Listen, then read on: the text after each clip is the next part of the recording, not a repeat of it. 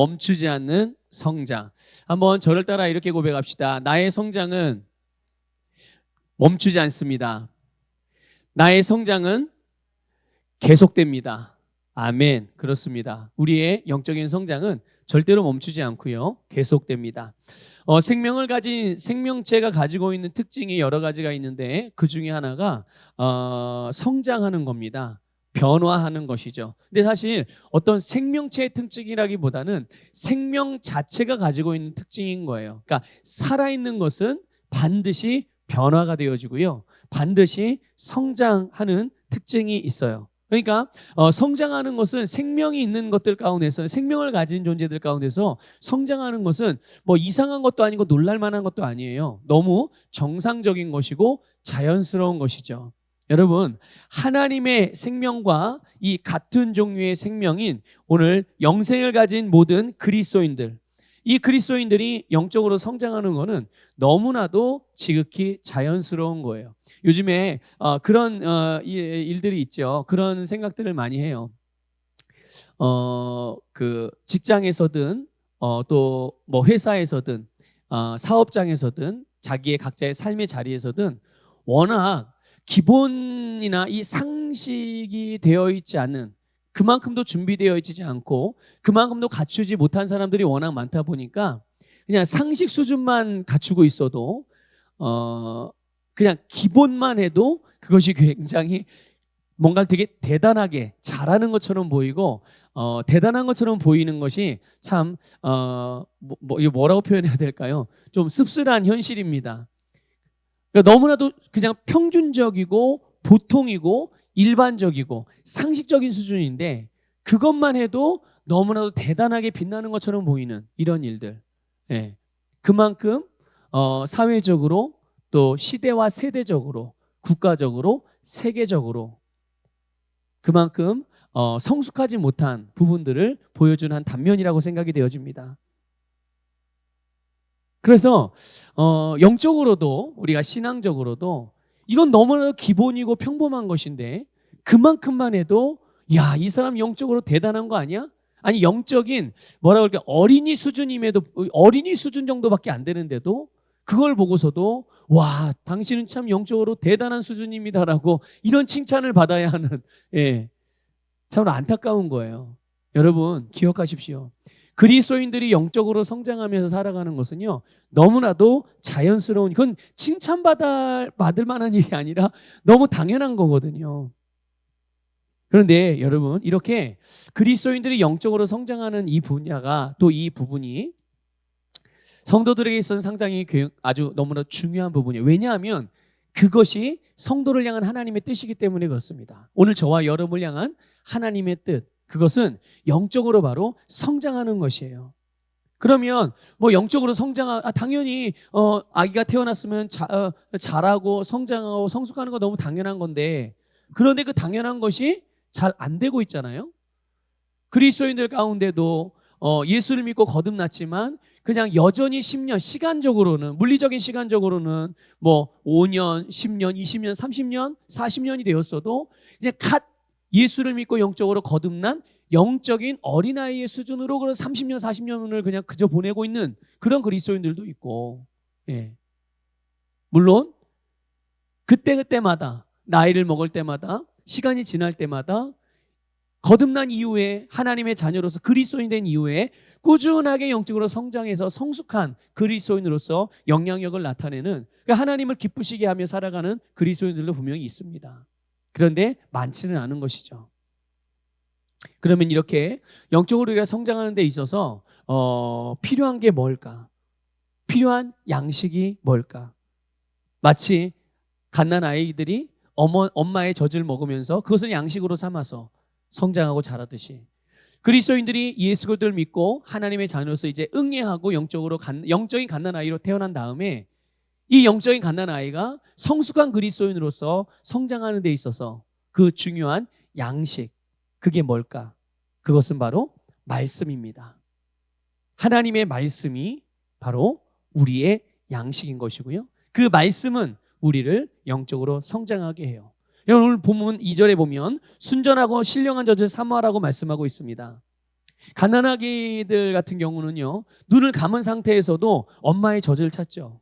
그리고 엄마의 젖을 물면 이제 젖을 통해서 자기가 필요한 영양분을 공급받게 됩니다. 이것처럼 하나님께서 오늘 영생을 가진 모든 그리스도인들에게 순전하고 신령한 젖을 주셨어요. 그것이 바로 말씀인 것입니다. 말씀. 그래서 이 말씀에는 아주 놀라운 능력이 있죠.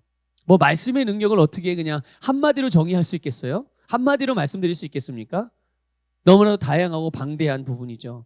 그런데 그런 가운데서도 오늘 본문 주제와 연결해서 말씀을 드리면 하나님 말씀 안에는 우리의 영과 혼과 몸에 필요한, 또 그뿐만 아니라 우리가 살아가는 우리의 세상에 필요한 모든 영양소가 들어있음을 기억하십시오. 네, 하나님의 말씀 안에는 영, 혼, 몸에 필요한 모든 영양소, 그리고 우리가 살아가는 우리의 세상 가운데서 필요로 하는 모든 영양분들이 다 들어있는 거예요.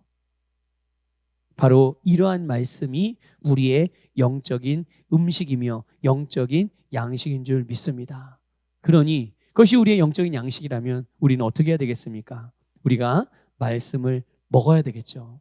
잘 꼭꼭 씹어서 잘 소화시키고, 그래서 그 안에 들어있는 모든 영양소들을 잘 흡수해서 우리의 영과 혼과 몸에 힘을 얻을 뿐만 아니라 이것이 정상적이고 제대로 기능할 수 있는 어떤 그런 영양분들을 흡수하고, 그것을 통해서 또 우리의 세상 가운데도 우리 세상 가운데에서도 필요로 하는 모든 것들을 공급하고 세우고 회복하고 온전케 하는, 그러면서 이 우리에게 필요한 모든 영양분을 말씀을 먹음으로 공급받아서 성장하게 되는 것이죠. 다시 한번 말씀을 드리면 오늘 본문 말씀은 우리에게 순전하고 신령한 젖을 사모하라고 말씀하고 있습니다. 그런데 말씀은 말씀인데 신령한 젖이라고, 순전하고 신령한 말씀인 것이죠. 여러분, 이것은 분명히 하나님의 말씀을 의미하는 거거든요. 그런데 순전하고 신령한 하나님의 말씀인 거예요. 아니, 말씀은 말씀인데 순전하고 신령한 말씀이 아닌 것도 있나요? 네, 있을 수 있다는 거죠. 어떤 게 그렇습니까? 하나님의 말씀에다가 인간의 전통을 덮어씌우고, 거기다 인간의 철학을 덮어씌우고, 인간의 사상을 덮어씌우고, 종교를 덮어씌우고, 문화를 덮어씌우고, 어떤 것이든 인간 세상 가운데 이 세상의 기준들 안에서 좋은 의미들을 하나님의 말씀에 자꾸만 덧붙이는 거예요. 근데 이런 것들이 아니라는 겁니다. 이게 아니라 전적으로 말씀 그 자체를 의미하는 거예요. 여러분, 하나님의 말씀은 그 말씀 자체로 완벽하다는 것을 아셔야 돼요. 그 말씀은 우리에게 생명이고, 그 말씀은 우리에게 구원이고, 그 말씀이 우리에게 위로가 되어지고, 그 말씀이 우리에게 능력입니다. 여러분, 우리 각자가 마음에 원하는 바가 다 다를 것입니다. 각자가 처한 환경도 다를 것이고요. 각자가 지금 심령 안에서는 마음, 생각 가운데나 아니면 삶의 현장 가운데서, 가정에서, 회사에서, 직장에서, 사업장에서, 또는 어떤 관계들 안에서 각자 겪는 문제, 해결되어져야 된다고 생각되어지는 여러 가지 문제들이 얼기설기 묶여있는 경우들도 있을 것이고, 그런 것들이 다 있을 거예요. 근데 다 다르다는 것이죠. 여러분, 거기에 대한 해답을 여러분 어디서 얻으시고자 하십니까? 거기에 대한 해답을 어디서 찾으십니까? 그 모든 것들에 대한 해답이, 거기에 대한 모든 필요가 하나님의 말씀에 있다는 것을 믿으시길 바랍니다. 여러분, 사랑을 갈구하십니까? 여러분, 재정을 갈구하십니까? 아니면 어떤 위로를 갈구하십니까? 어떤 공감을 갈망하십니까? 인정받기를 원하십니까? 어떤 거든 여러분, 그 모든 것들 안에 이 모든 필요, 우리의 모든 갈망에 대한 공급원이 바로 하나님의 말씀이에요. 세상에 또는 우리의 육신의 감각적인 것들을 통해서 그것들을 얻으려고 해봐야 잠시는 얻을 수 있을 것 같죠. 그런데 잠깐이라는 거죠. 잠깐. 그리고 다시 허망하게 돼요. 마음이 허무해지고 생각이 허무해지고 다시 또 돌아가게 되는 거예요. 그러나 우리의 심령으로부터 하나님께서 근본적인 우리의 심령 안에서의 필요, 우리의 영혼의 필요, 우리의 삶의 필요, 모든 것들의 공급이 하나님의 말씀에 있고요. 그 말씀을 우리가 먹는 순간, 그 말씀을 먹음으로 그 말씀으로부터 공급되어지는 하나님의 영양분들을, 하나님이 주시는 영양분들을 우리가 공급받는 순간 우리는 우리의 그런 모든 문제들, 또 아니면 모든 갈망들, 아니면 또 우리가 바라보는 어떤 소망과 기대들, 그런 모든 것들이 다 해결받을 수 있다는 것을 믿으시기를 축복합니다. 여러분, 순전하고 신령한 저지예요. 그 어떤 것도 첨가되지 않은 그대로의 하나님의 말씀. 여러분, 갓난아기들이 응애하고 태어나고 또 이제 배고프면 엄마 젖을 찾죠. 엄마 젖을 막 찾아서 이제 엄마 젖을 먹으려고 그래요. 그런데 사실 엄마 젖이 맛이 없죠. 뭐 갓난 아기들에게는 맛있겠지만 맛이 없어요. 그래서 그것을 바라보던 삼촌이나 누군가가 아이에게 이게 엄마 젖만으로 이게 되겠나? 그래서 인삼 액기스를 가져다 준다든지, 예? 아니면 좋은 과일을 이렇게 요즘에 디톡스도 하고 뭐도 한다는데, 그런 몸에 좋은 액기스, 과일을 갈고 야채를 갈아서 몸에 좋을 것 같다고 그런 것들을 가져다 준다든지, 아니면 자기가 좋아하는 어떤 사탕이나 과자나 초콜릿이나 이런 것들을 갓난 아이에게, 지금 갓 태어나서 일주일도 되지 않은 아이에게 이런 것들을 먹인다면 그 사람은 그게 그 아이에게 좋아 보이고 맛있을 것 같고 그렇다고 해가지고 그것을 줄 수는 있겠지만, 그거를 아기가 먹으면 어떻게 될까요? 정말 건강해지고 맛을 느끼고 그 맛있는 것 때문에 좋아하고 기뻐하고 그러겠습니까? 아니요. 잘못하다가 큰일 납니다. 예. 갓난 아이에게 필요한 것은 딱 엄마 젖이에요. 엄마 젖입니다. 아무것도 첨가되지 않은 순전한 젖이면 갓난 아이에게는 충분한 거예요. 그게 전부인 것이죠. 그것만으로도 이 아이는 아이가 자기에 맞는 개월수만대로, 자기가 맞는 그 연수대로 성장하고 자라는 데 있어서 어떤 것도 부족하지 않아요. 여러분, 오늘 저와 여러분을 성장시키는 것은 하나님의 말씀이라는 것을 믿으시길 바라고요. 다른 것이 더 필요하지 않은 것입니다.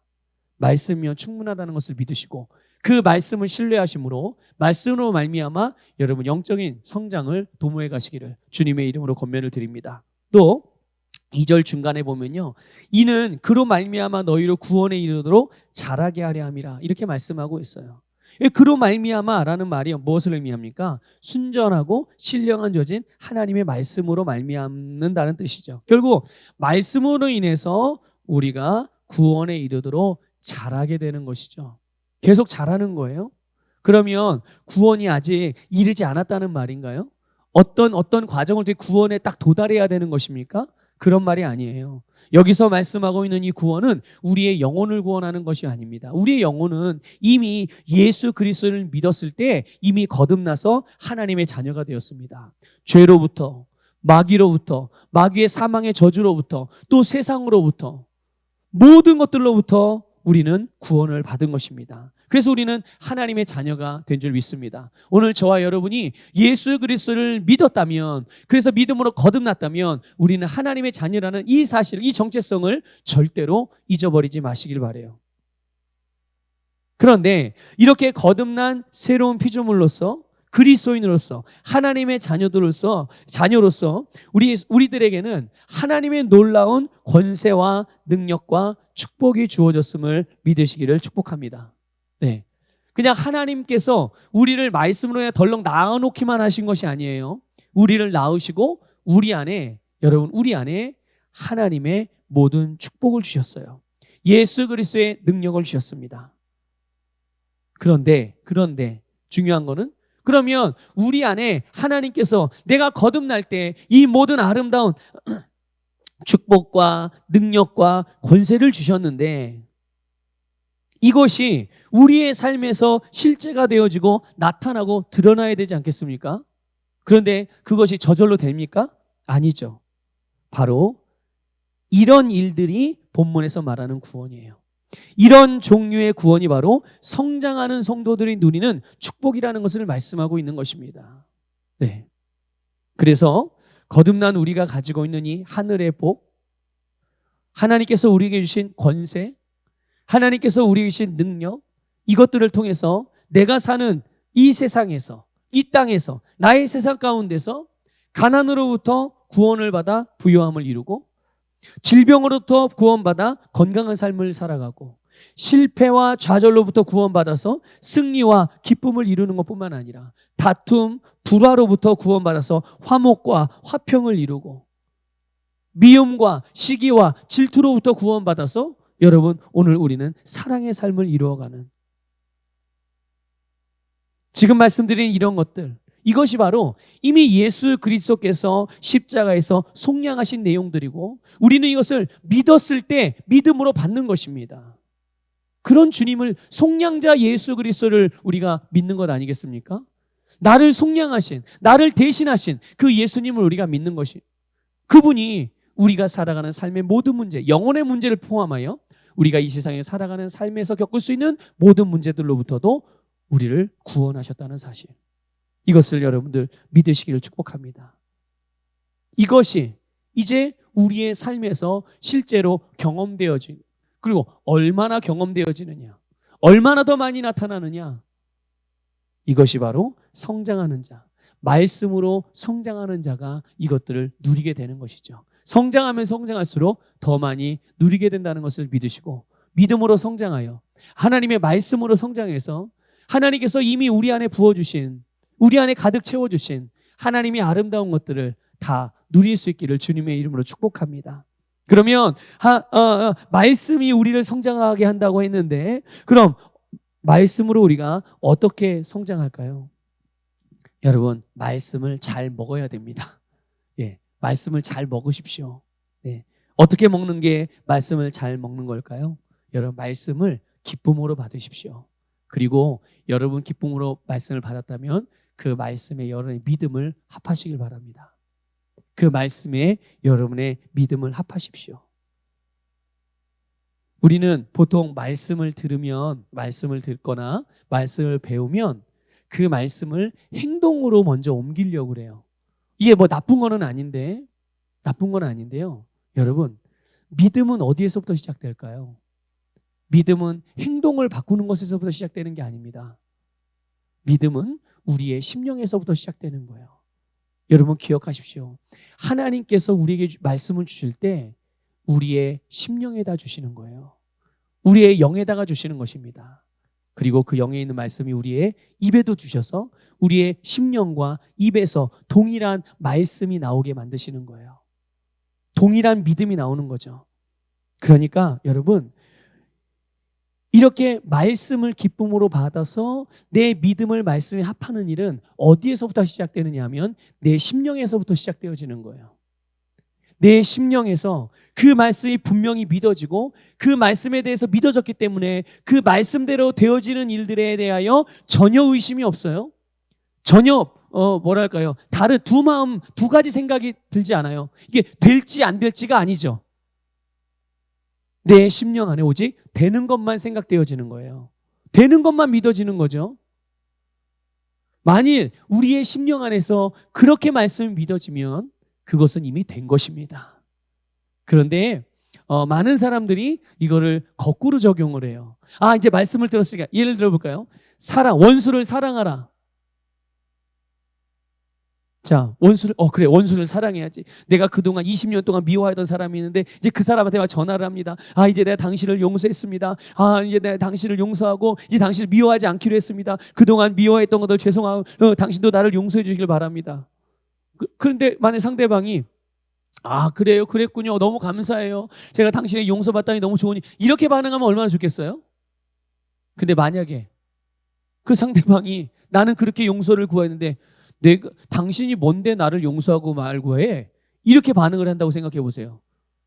그래도 그 마음, 여러분, 그래도 여러분의 그를 용서하고 그에게 먼저 용서를 또 고백해주고 그런 사랑의 태도를 계속 유지하실 수 있으시겠어요? 유지하실 수 있다면 유지하실 수 있고, 그거에 더 전혀 상대방의 반응이 어떠함에 대하여 전혀 내가 개의치 않을 수 있다면, 그것은, 그 말씀은 분명히 우리의 심령에서 이미 되어진 겁니다. 믿어진 거겠죠. 그런데 내 심령에서 그것이 확고하지 않으면, 내가 어떤 말씀을 따라서 뭔가를 했다고 하더라도 내 심령 안에서 그 믿음이 완성되지 않으면, 그 상대방 또는 내가 아닌 내 밖에서 일어나는 상황이나 환경들의 조건의 여부에 따라, 상황의 여부에 따라서 나의 반응과 태도도 달라지게 되는 거예요. 그런데 대부분의 많은 그리스도인들이 이렇게 접근을 하는 거죠. 그런데 사람들은 그런 것만 봐도 그래도 당신은 열심히 하니 참 다행입니다. 바로 그것도 하나님이 기뻐하실 거예요. 이러고 칭찬해 준다니까요. 여러분, 하나님이 칭찬하십니까? 그런 부분들을? 하나님의 말씀은 영이고, 그 영이신 말씀 앞에 우리가 영으로 반응해야만 그 말씀은 우리에게 능력이 되는 것이지, 하나님의 말씀을 윤리 도덕적인 기준으로 가져가서 그것을 감각적으로 세상적인 기준으로 적용을 하면 그건 아무것도 아닌 거예요. 자기의죠. 자기의인 거예요. 그게 하나님이 인정하신다고요? 자기의를 높이는데 하나님이 인정해 준다고요? 여러분, 완전히 종교적인 생각입니다. 그거는 성경적인 생각이 아니에요. 복음적인 생각이 아닙니다. 잘못 알고 있는 거죠. 하나님의 말씀에 우리의 마음, 믿음을 합한다는 것은 우리의 심령 안에서 이루어지는 일이에요. 내 심령 안에서, 하나님의 말씀이 진리입니다. 하나님의 말씀이 맞습니다. 그래서 내 심령으로부터 그것이 고백이 되어지고, 그것을 내가 고백하는 것이죠. 내가 행동에 옮기기 전에 그걸 고백함으로 내 심령 안에 말씀으로 충만하게, 또 그 말씀이 힘을 얻을 수 있도록 우리의 심령 안에서 지속적으로 그것이 내 삶에 영향을 미칠 수 있도록 우리의 심령에 끊임없이 말씀으로 폭격을 하는 거예요. 여러분, 예수님이 그 밭의 비유를 하셨어요. 여러분 잘 아실 것입니다. 주인이 씨를 뿌렸습니다. 그 씨에는 아무런 문제가 없는 씨입니다. 그런데 그 씨를 4가지 종류의 밭에 뿌렸어요. 가시떨기에, 길가에 떨어진 씨도 있었고, 돌밭에 심겨진 씨도 있었고, 가시떨기에 떨어진 씨도 있었고, 좋은 밭에 떨어진 씨도 있었습니다. 그런데 씨가 잘 자라고 마지막에는 열매를 맺는 밭이 있었어요. 열매를 맺을 수 있는 밭. 그 밭은 딱 하나였습니다. 아니, 아예 싹도 안 나는 땅도 있고 밭도 있고, 싹이 나지만 금방 시드는, 근데 조금 더 자라고 막 열매도 풍성하지만, 나뭇잎도 풍성한데 결국은 열매가 없는, 그러나 열매 맺는 밭은 유일한 밭 하나였죠. 바로 좋은 밭이에요. 좋은 밭. 말씀이 잘 자라서 삶에서 그 말씀에 대한 결과를 내되 풍성하게 내는, 바로 이 좋은 밭과 같은 심령으로 말씀을 받는 것이죠. 네. 여러분, 말씀을 받을 때는 언제나 기쁨과 감사함으로 받으시기를 축복합니다. 그리고 그 기쁨으로 말씀을 받았다면 이제는 그 말씀의 씨가 내 심령 안에 잘 자랄 수 있는 환경을 만들어줘야 돼요. 물도 주고 양분도 주고 적절한 기온도 만들어주고. 이것이 뭡니까? 이것이 바로 믿음을 더하는 일이에요. 조금 전에 잠깐 언급했듯이, 여러분, 받은 말씀이 영이잖아요. 우리가 영인 하나님의 말씀을 받았잖아요.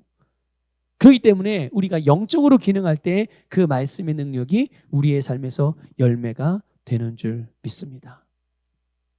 믿음으로 말씀을 받고 그 말씀을 묵상하기도 하고, 또 말씀을 붙들고서 영으로 기도하고, 그래서 받은 말씀을 삶에 적용하기 시작하면 우리는 영적으로 놀랍게 자라며 발전하며 성장하게 된다는 것을 믿으시기를 축복합니다. 여러분, 우리가 영적으로 성장한다는 것은 단순히 이렇게 윤리 도덕적인 수준이 높아진다든지 아니면 신앙인 생활이 어떤 고상해진다는 이런 게 아니에요. 우리가 영적으로 성장한다는 것은 실제로 우리의 삶에서 내 안에 이미 예수님과 더불어 주어진 이 축복들을 누리는 겁니다. 그리고 내 삶을 다스려갈 수 있는 것이죠. 그러니까 결국은 그리스도인들의 영적인 성장은 다스림의 증가와 같은 말이에요.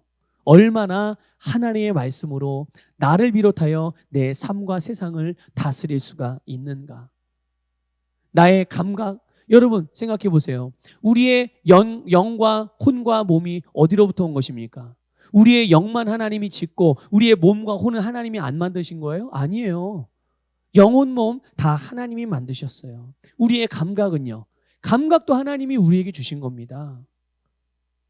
그런데 왜 우리는 자꾸만 변화되지 않은 이 생각이나 감각들을 자꾸만 교정해야 된다라고, 우리 육신의 습관들을 바꿔야 된다, 변화받아야 된다라고 말하는 것이죠. 이것이 지금 잘못 기능하고 있기 때문이에요. 기능을 잘한다, 기능을 잘못한다, 그 기준이 뭐겠습니까? 하나님께서 우리의 몸을 지으신 목적, 우리의 감각을 지으신 목적, 우리의 혼을 지으신 목적대로 이것이 그렇게 기능해야 되는데 이게 반대로 작용하고 있는 거죠. 그러니까 그것을 바르게 기능할 수 있게 교정하는 것, 그렇게 교정되어지는 것, 그것이 우리가 받아야 되는 변화고 우리 안에서 이제 일어나야 되는, 그것이 얼마나 변화되는지, 그것이 얼마나 성장하는지에 따라서 하나님이 우리의 영 안에 부어주신 것들이 그만큼 더 증가되어 나타나서 실제로 내 감각도 말씀으로 다스리고, 내 감정도 말씀으로 다스리고, 내 재정도 말씀으로 다스리고, 내 건강도 말씀으로 다스리고, 관계도 말씀으로 다스리고, 내가 하는 일들도 말씀으로 다스리고, 사단도 말씀으로 다스리고, 그렇죠? 모든 것들을 말씀으로 다스릴 수가 있게 되는, 이게 바로 영적인 성장의 의미이죠. 그러니까 우리가 누구에 의해서 또는 무엇에 의해서가 아니라 우리 안에 계신 성령님께서 우리에게 가장 좋은 삶으로 인도해 가시는데 그것을 그만큼 온전히 누릴 수가 있어야 되죠. 그게 바로 성장하는 자들의 몫인 겁니다. 성장하는 자들을 위하여 예비된 것들인 것이죠. 그래서 성장하는 것에 가장 중요한 것은 바로 삶을 다스리는 능력이 증가되어지는 것입니다. 그러므로 여러분 말씀을 먹되 잘 먹으시길 바라요. 말씀을 잘 먹으면 반드시 성장하는 줄 믿으시기를 축복합니다. 자, 그다음에 마지막으로 하나만 더 보면요. 성장하는 것들을, 이 성장을 가로막는 것들은 분명히 버려야 됩니다. 이거 계속 가지고 있으시면 안 돼요. 이것은 반드시 버려져야 되는 것이죠. 분명히 순전한 저진 하나님의 말씀은 우리를 영적으로 성장하게 하거든요. 그러나 성장을 가로막고 방해하는 것들도 있어요. 이제 이것들을 마귀가 사용하기도 하는 거예요. 그게 뭘까요? 변화되지 않은 생각들, 변화되지 않은 습관들, 변화되지 않은 육신의 습관들, 이런 사고방식들, 이런 것들을 통해서 마귀는 우리에게 영적인 성장을 방해하고 성장하지 못하도록, 스스로 무너지도록 그렇게 틈을 비집고 들어오려고 하는 것이죠. 그런데 이렇게 성장을 가로막고 방해하는 그런 내용들이 오늘 보면 1절에서 5가지로 나와요. 5가지로. 그게 뭐냐면 하나는 모든 악독입니다. 이 모든 악독이 뭡니까? 교제나 관계를 깨뜨리는 모든 말과 행동이에요. 교제를 깨뜨리는, 나와 다른 사람, 다른 사람과 다른 사람, 예수 그리스도 안에서 하나님께서 우리에게 베푸신 모든 아름다운 관계들, 그런 것들 가운데 그 관계를 깨뜨리는, 무엇을 통해서 그 관계들을 깨뜨릴까요? 다른 사람에게 상처가 되어지고 해가 되어지는 그런 말과 행동들을 통해서, 이게 이제 본문에서 말하는 모든 악독이라는 의미예요. 또 하나는 모든 기만이죠. 기만. 내 유익을 위해서 다른 사람을 속이거나 또는 속여도 된다고 여기는 마음이에요. 그러니까 상대방의 어떤 인격을 무시해도 된다는 태도죠. 아니, 저 사람 뭐 그냥 이렇게 되는 거예요. 여러분, 이거는 기만하는 행동입니다. 기만하는 태도인데 이것을 버리라고 본문은 말씀하고 있어요. 자, 또 하나, 세 번째는요, 외식이죠. 뭐 외식은 굳이 구체적으로 설명드리지 않아도 아실 거예요. 겉과 속이 다른 태도예요. 그런데 자기 자신에게 그런 게 아니라 다른 사람 앞에서요. 다른 사람 앞에서 내 속과 겉으로 나타나는 행동들이, 말과 행동이 다른 걸 말하는 겁니다. 네 번째는 시기죠. 다른 사람이 잘 되는 것을 절대로 원하지 않은 우월감이죠. 아니, 저 사람이 나보다 잘 돼? 나보다 못한 사람인데 어떻게 나보다 잘 돼? 이런 거예요. 그리고 이런 것들로부터 나오는 그런 행동, 말, 태도들. 그리고 마지막으로 하나 더 보면 모든 비방하는 말이에요. 이건 중상모략을 말하는 거예요. 다른 사람들을 무시하거나 깎아내리는 그런 말들. 그러면서 자기를 조금 더 높이게, 또는 다른 사람들이 A라는 사람을 내가 비방하고 A라는 사람을 내가 비난하고 A라는 사람들을 내가 평가해요. 그런데 있는 그대로 평가하는 게 아니라 거기다 이제 덧붙이는 거죠. 중상모략하는 거예요.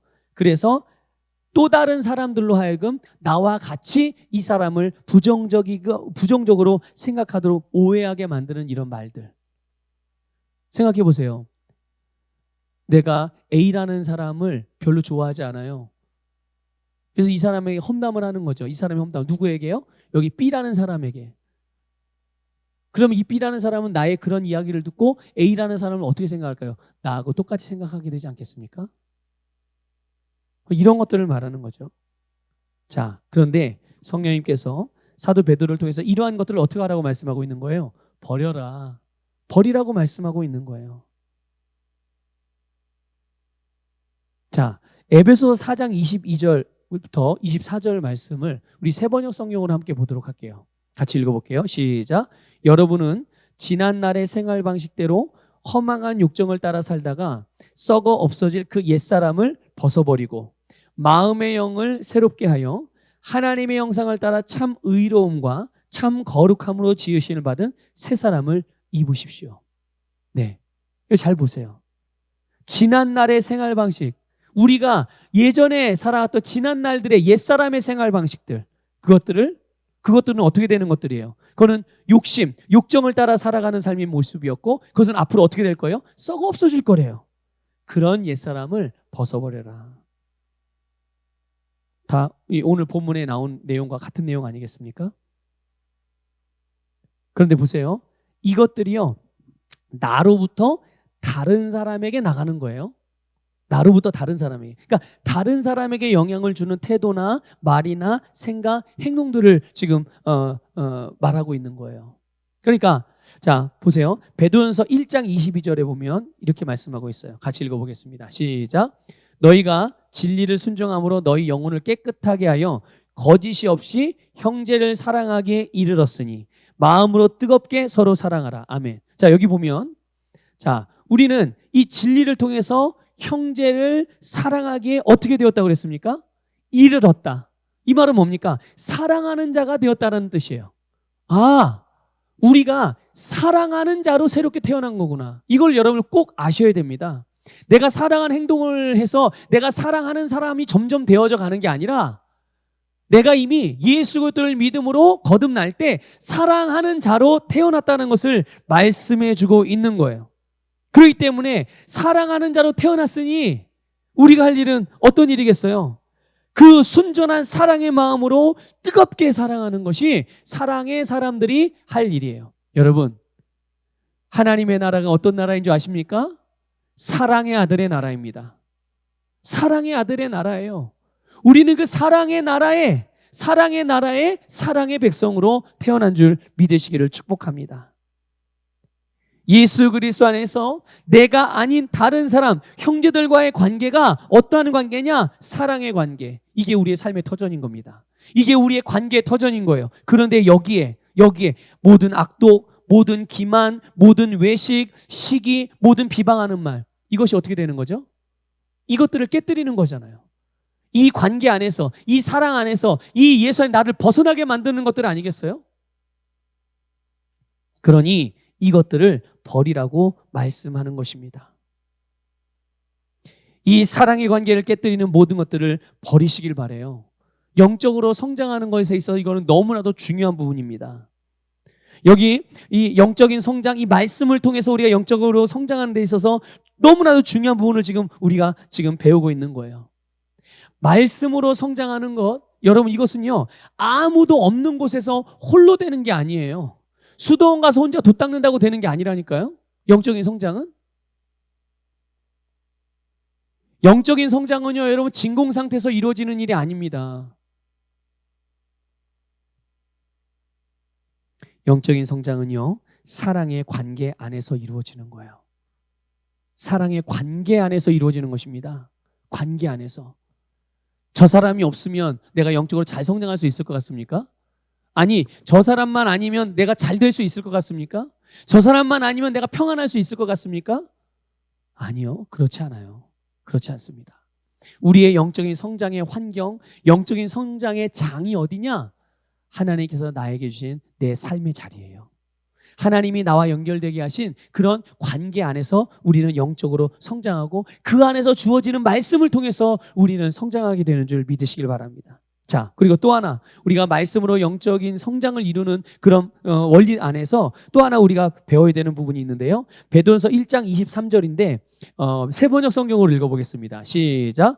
여러분은 다시 태어났습니다. 그것은 썩을 씨로 그렇게 된 것이 아니라 썩지 않을 씨, 곧 살아계시고 영원하신 하나님의 말씀으로 그렇게 되었습니다. 아멘. 아멘. 여러분, 말씀을 통해서 우리가 말씀을 잘 먹고 말씀을 통해서 우리가 영적으로 성장한다고 말씀을 드렸는데, 이 말은 우리가 말씀을 율법적으로 지켜서 그렇게 되는 것이 아니라, 그럼 이렇게 접근하면 이제 나중에 어떤 일이 벌어지는지 아십니까? 어떻게 말씀으로만 살 수 있나? 하나님의 말씀이 갑자기 부담으로 다가오죠. 말씀대로 살아가야 된다는 게 너무나도 부담이 되어지고 힘들게 여겨지고,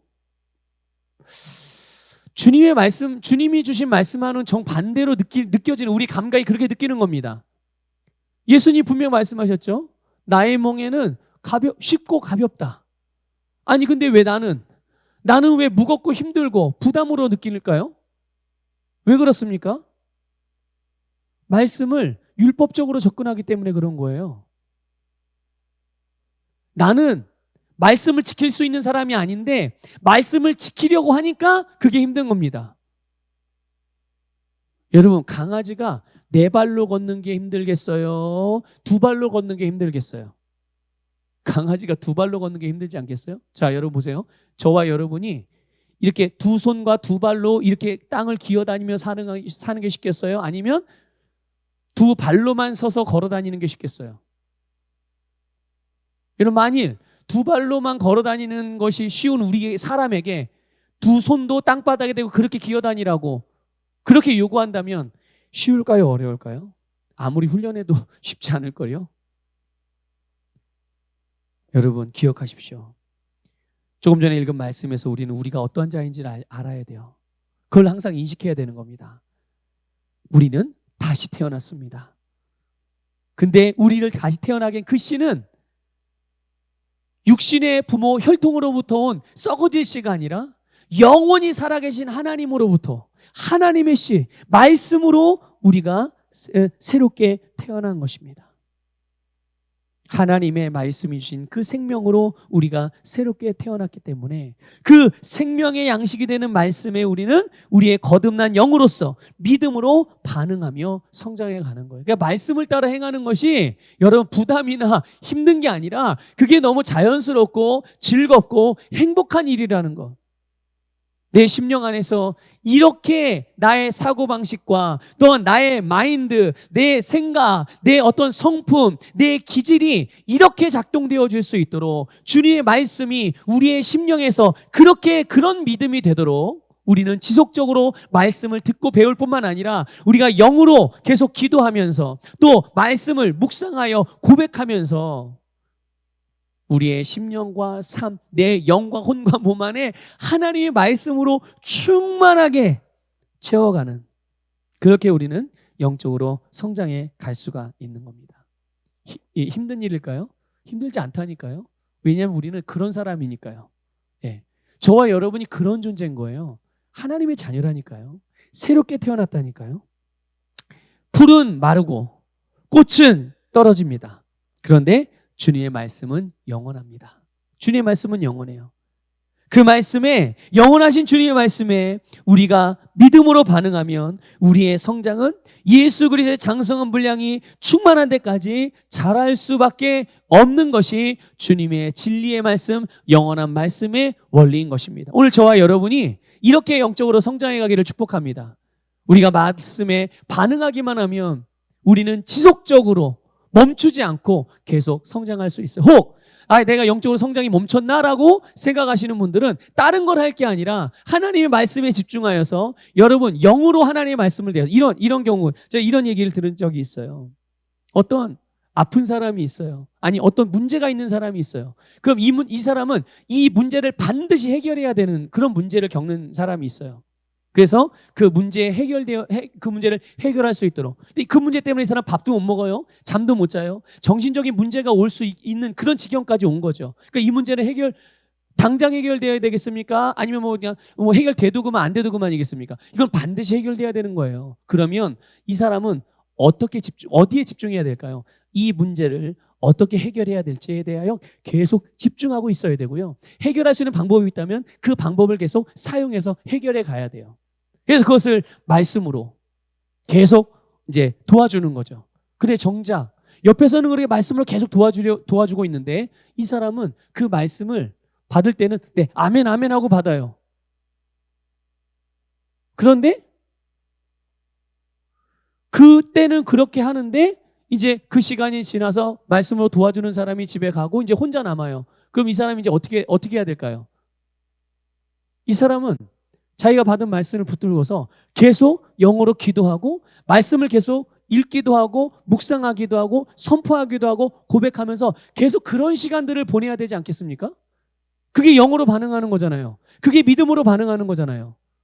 그런데 말씀으로 양육을 받고 또 설교 말씀을 듣고 어떤 문제 해결에 대한 도움을 영적인 지도자로부터 받을 때는 아멘, 그렇게 하겠습니다. 내가 알고 있습니다. 믿습니다. 이래 놓고서는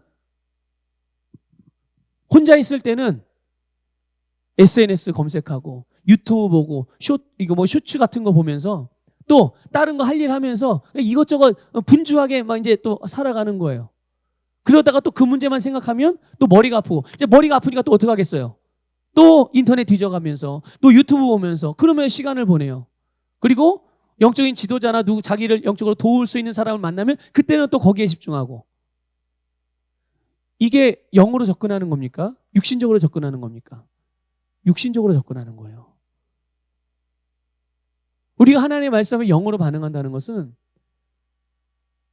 다른 것, 내가 집중해야 될 것이 무엇인지를 알아서 거기에 끊임없이 집중하면서 지속적으로 집중하면서 우리가 영어로 기도하고 말씀으로 그 문제에 대한 상황과 환경에 대하여 폭격을 하고 그것으로 인하여 내 심령에 어떤 영향을 받는다면 그런 영향을 받지 않도록 강력해질 수 있도록 내 심령 안에 말씀으로 폭격을 하고 또 혹이라도 내가 마귀에게 열어놓은 부분이 있다, 통로를 열어놓은 부분이 있다면 그것들을 예수 이름으로 거절하고 치워버리고 또 대적하기도 하면서 계속 그런 시간들을 계속 보내가야 되는데 쉰다, 답답하다, 한다 그러면서 영적인 반응으로 영적으로 접근하지 않고 자꾸만 감각과 육신적으로 세상적으로 접근하면서 그렇게 문제를 해결이 됩니까?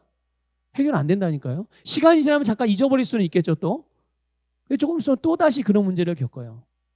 여러분, 영적으로 뭔가 돌파가 필요하고 또 아니면은 지금 나의 성장이 멈췄나라고 혹이라도 생각하든지 아니면 이것도 이런 거조차도 그냥 생각 관심도 없는 분들 누구든지 여러분, 우리가 영적으로 접근한다는 것이 또 영적으로 말씀을 받는다는 것이 어떤 의미인지를 잘 분별하시고 잘 깨달으셔서 그렇게 여러분의 삶을 다스려 가시기를 주님의 이름으로 축복합니다.